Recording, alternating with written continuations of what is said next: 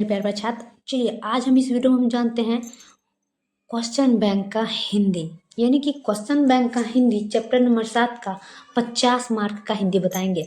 और ये जो है ना, ये हिंदी का सेकंड चैप्टर है। सेकंड चैप्टर का हम बात करने वाले हैं 7 नंबर। सेकंड चैप्टर का हिंदी का सेकंड पार्ट जो होता है उसका दूसरा नंबर चैप्टर का 7 नंबर प्रश्न है, जो कि ये 50 ही रहता है। इसमें ऑब्जेक्टिव ये 50 मार्क का, एक होता है 100 मार्क का ऑब्जेक्टिव और एक होता है 50 मार्क का। तो ये 50 मार्क का ऑब्जेक्टिव है, जिसमें से आप लोग को 15 प्रश्न हम बताने वाले हैं। और ये 15 प्रश्न आप लोग को यूट्यूब पर कहीं भी मिलने वाले नहीं हैं। आप चाहे तो ढूंढ सकते हैं, अपना कोशिश जारी रख सकते हैं। तो चलिए मेरे प्यारे साथ, इसी वीडियो को स्टार्ट करते हुए मैं एक बात बताना चाहती हूँ कि ये 15 प्रश्न में से आप लोग को 7 प्रश्न एग्जाम में पूछे जाएंगे। तो आइए मेरे प्यारे छात्र, इस वीडियो को हम स्टार्ट करते हैं। तो जो भी छात्र अभी तक नहीं जुड़े हैं वो जल्दी से जल्दी आकर के जुड़ जाएंगे। कहा जाता है कि ना थक के ना बैठ मेरे मंजिल के मुसाफिर, ना थक के ना बैठ मेरे मंजिल के मुसाफिर, आपका वो मंजिल नज़दीक आ चुका है, क्योंकि 1 फरवरी से फाइनल एग्जाम होने वाले हैं। तो देर किस बात की करते मेरे प्यारे छात्र, आइए इस वीडियो को स्टार्ट करते हैं। प्रश्न नंबर 1 में कहता है कि जीवन के संदेश का रचयिता कौन है। चलिए हम जानते हैं कि जीवन के संदेश का रचयिता कौन है, राम नरेश त्रिपाठी। अगर एग्जाम में पूछे कि जीवन का रचयिता कौन है, Ram Naresh Tripathi, option number C लगाएंगे, राम नरेश त्रिपाठी। ये जीवन जो ना, जीवन यानी कि चैप्टर नंबर 7 का जीवन ही है, यानी कि Ram Naresh Tripathi, option number C. चलिए दूसरा में कह रहा है, दूसरा नंबर में कहता है कि राम नरेश त्रिपाठी का जन्म स्वतंत्र डैश में हुआ था, यानी कि राम नरेश त्रिपाठी का जन्म किस ईस्वी में हुआ था। राम नरेश त्रिपाठी का जन्म कौन सा ईस्वी में हुआ था, तो 1946 ईस्वी में हुआ था। 1946 ईस्वी राम नरेश त्रिपाठी का जन्म हुआ था 1946 ईस्वी में। ऑप्शन नंबर डी लगाना है, 1946 में। नेक्स्ट की बात करें तो नेक्स्ट आपका कहता है कि जीवन जीवन संदेश डैश खंडों के काव्य से उद्गत काव्य है। मतलब जीवन का जो संदेश, यानी कि ये प्रश्न कह रहा है कि खंड काव्य से उद्गत कौन सा काव्य है। चलिए हम जानते हैं 3 नंबर में पथिक। मतलब पथिक, पथिक कविता काव्य, मतलब जीवन का जो संदेश है वो खंड काव्य से उद्गत काव्य कौन सा है, वो है पथिक। पथिक जो है ना वो जीवन खंड के उद्गत काव्य हैं। ऑप्शन नंबर बी लगाएंगे, पथिक। चलिए अगला देखेंगे 4 में। 4 में कहता है कि जीवन संदेश मनुष्य को सतत रहने का संदेश दिया गया है। मतलब जीवन संदेश में मनुष्य को सतत रहने का संदेश दिया गया है।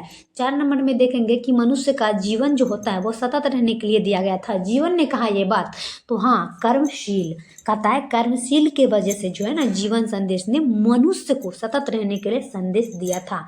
Option number C. चलिए अगला देखेंगे 5 का। 5 में कहता है कि समाज समाज को संकट में छोड़कर अपनी दुनिया में मस्त रहने वाले कर्तव्य विमुख और डैश कहलाते हैं। कह रहा है कि समाज को संकट में छोड़कर अपनी दुनिया में मस्त रहने वाले कर्तव्य विमुख और डैश कहलाते हैं। मतलब समाज को संकट में छोड़ करके मस्त और रहने वाले कर्तव्य विमुख को क्या कहते हैं। 5 में कह रहा है कायर, क्या कहते हैं, कायर। ये प्रश्न को हमेशा याद रखना है। जो समाज को संकट में छोड़ करके अपने मगन में रहता है उसे हम कहते हैं कायर। क्या कहते हैं, कायर। ऑप्शन नंबर बी लगाएंगे, कायर। चलिए 6 नंबर में कहता है कि राम नरेश त्रिपाठी डैश साहित्य के सिद्धहस्त लेखक थे। राम नरेश त्रिपाठी डैश साहित्य के सिद्धहस्त लेखक थे। याद रखना प्रश्न कर रहा है, राम नरेश त्रिपाठी डैश साहित्य के सिद्धहस्त लेखक थे। 6 नंबर में देखेंगे और 6 में कह रहा है जन। जन जो है ना राम नरेश त्रिपाठी का साहित्य सिद्धहस्त लेखक थे, जन। Option number B. चलिए नेक्स्ट की बात करें 7 में। 7 में कहता है कि जग में सारे अचर अचर डैश नीरत है। कह रहा है कि जग में सारे अचर अचर डैश नीरत हैं। सभी मेरे प्रश्न देखना है, जग में अचर अचर डैश नीरत है। 7 का देखेंगे और 7 में कह रहा है कर्म। कर्म जो होता है ना अचर रहता है, तो इसका आंसर होगा ऑप्शन नंबर बी।